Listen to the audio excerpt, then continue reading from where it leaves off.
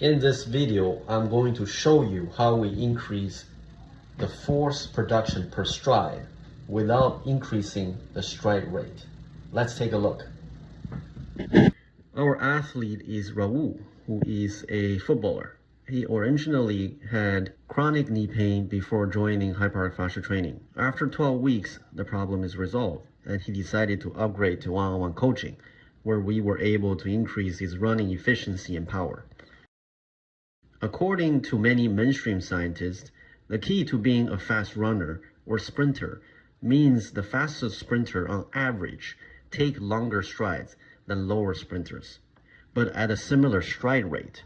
Now let's take a look at what hyperarc fascia training can do in 20 steps before and after.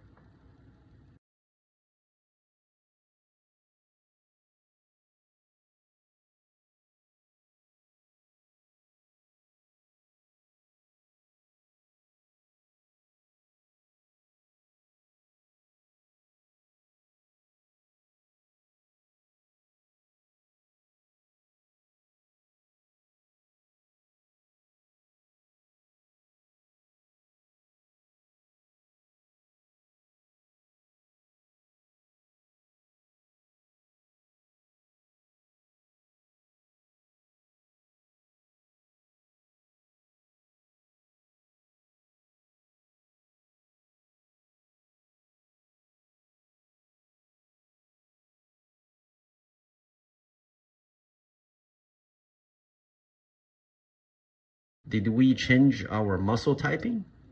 Did we gain more muscle mass? Or did we tap into more elastic fascia power?